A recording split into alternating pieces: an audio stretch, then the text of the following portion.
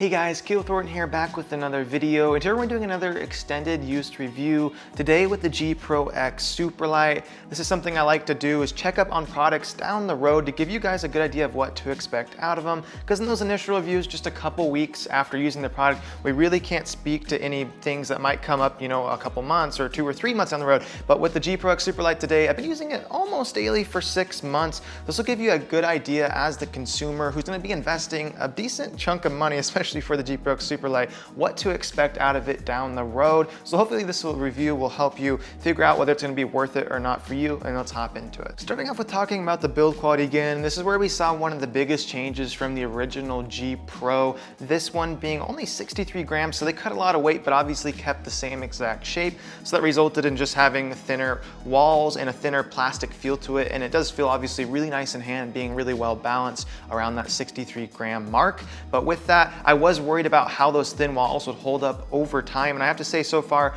out of my initial review 2 weeks down the road about squeezing on the side panels and top to bottom, there was no issues, and that's the same case right now. I've had no experiences with anything getting worse from my initial review of it. Everything seems to be holding up nicely. One of the biggest things you might notice on camera, you might be able to see, and I'll try to get some close-up shots of this as well, is the finish on it is actually coming off, which is kind of surprising to me. You can see mainly on my left click, like right where my finger sits, it's more glossy looking, more shiny looking, and it also feels a lot more grippy, and I actually like the feeling of that texture more, which is kind of interesting. So once you wear it off, you do get a more grippy texture. So that's gonna be an issue for you guys. Make sure you do realize, like, if you're someone who does play a lot of games where maybe you're clicking a lot, it seems to wear the finish off decent amount, as well as on the back, it seems like where my palm sits, that's also starting to wear down. So the finish itself, 6 months down the road already, is starting to wear off. So, maybe a year down the road, we can see how far that develops, but at this point, it's not horrible, and it definitely doesn't make it unusable for me. It just might be something that bothers you guys. But besides that, all the walls feel nice, still squeezing on it, no issues with it creaking or flexing.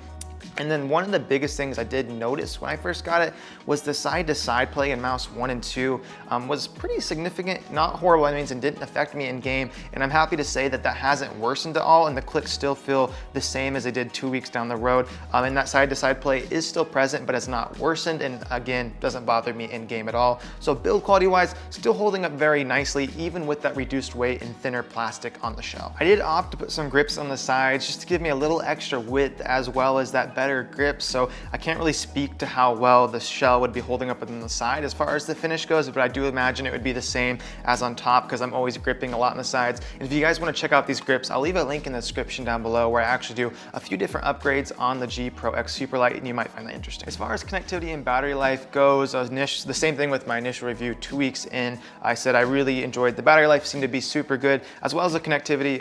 Obviously in use with the dongle, they only have the wireless, there is no Bluetooth with this.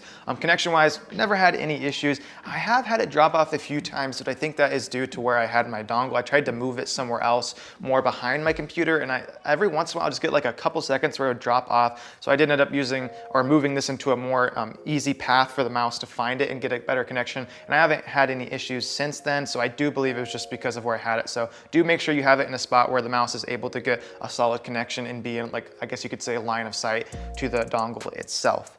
As far as battery life though, I've only become more impressed with this thing. I can go like weeks, I feel like, sometimes without even having to slap this on a charger. And again, I know this is like a point of contention for some people. The micro USB cable, it's not USB-C. Everyone wants USB-C. It's not a big issue for me. And again, I'm gonna reference you to that video. I did some upgrades on the G Pro. If you guys wanna check that out, they do actually have a wireless charging dock, not made by Logitech, but by another company.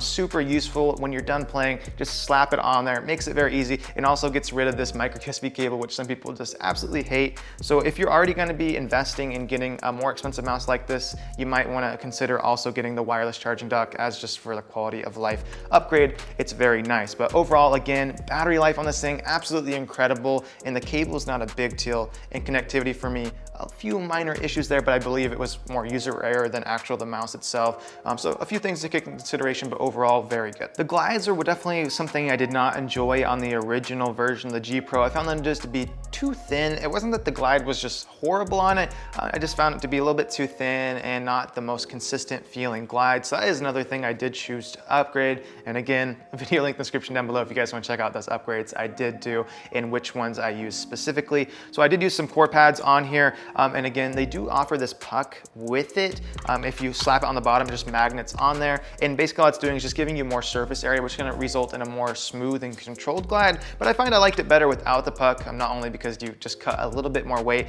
because I didn't find that I needed that extra contact on the surface area of my mouse pad, and I liked how it felt without it, and it still does plug onto that wireless charger without the puck on the bottom, so it works there as well. So glide-wise, I would recommend upgrading those if you're someone that's more of a snob for a nice, smoother feeling glide, but otherwise, the original glides do work fine. The shape on it is gonna be pretty much the same thing I mentioned in the first one. It's not gonna probably be anyone's end game shape. It just doesn't have any like super defining characteristics. It's just a medium sized potato, egg, mouse, whatever you want to call it. The shape is so safe. It's not like you're going to slap your hand and be like, wow, this is the most amazing shape I've ever felt, but it just works. I mean, pretty much anyone's gonna be able to get their hand on here and it works just fine for me. I enjoy the shape. Do I enjoy some other ones more on different mice? Yes, but it's nice that they went with a safe one. So it's gonna work for anyone. Again, probably won't be your end game shape, but it's gonna be one that you're gonna be able to enjoy and find a claw or palm or fingertip style grip that's gonna work for you. As far as the buttons go, again, I did mention the side-to-side plate earlier, but just as far as how they feel, they haven't gotten any more mushy or less or stopped working. They still have that nice tactile response, and I think Logitech does a really good job with their button tensioning.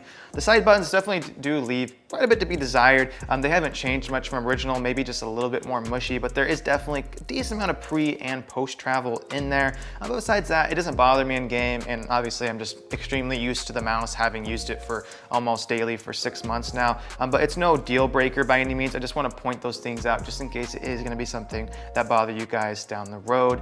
And again, the big thing that might bother you, might not, for me personally, not a big deal at all. There's no DPI button on here, so if you do want to change that, you have to hop into the software. But for me personally, I just set my DPI and leave it for the rest of the mouse's life. I just play an 800 all the time. But if you're someone who finds yourself switching between DPIs a lot, do remember you do have to hop into the software. So if that's going to be an issue for you, just remember that. So 6 months down the road, is it worth that $150 price point? Well, as you guys can kind of tell as I was going through this review, not much has really changed from the beginning. Obviously, there's some minor things here and there that might not make it worth it to you. I don't think it should be $150. I don't think it should have been $150 when it was first released.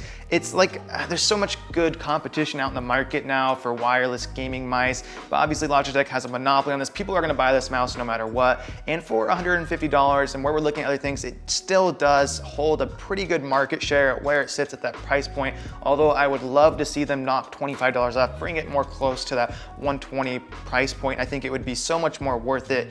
Is it going to be good for those of you guys that love the original G Pro? Of course, it's going to be an absolute great upgrade. It's going to be good for those of you that have never ventured into the G Pro shape as well. Yes, I mean, it's a super solid mouse. The innovation that went into it, the lightweight design, the great balancing, and then also something I just really love about it, the battery life. Super amazing. Weeks I will go without having to charge it. So it's holding up great over that 6 month period so far. One of the main things I would say is that finish already wearing off this much 6 months. How is it going to be a year down the road? I mean, it could be pretty stinking bad, but so far holding up nicely, and those upgrades I did make to it just improve it that much more. And again, I'll have a link to that in the description down below if you guys want to check that out. So yes, I do think it's worth that price, but I just really wish, I'd love to see them bring it down. And if you're someone who's on the edge of that price point, I would just go for some of the other competitions, such as the Viper Ultimate from Razer. We see SteelSeries coming out with their new Prime line, and then we have things like Glorious bringing it all the way down to $80 for their mouse. So a lot of good options out there, and I'll have some links to those videos down in the description down below if you guys are interested in checking out some of those other flagship wireless gaming mice options. But again, the G Pro, still a recommendation from me even 6 months down the road. So hopefully you guys found this video helpful, but I'll see you in the next one.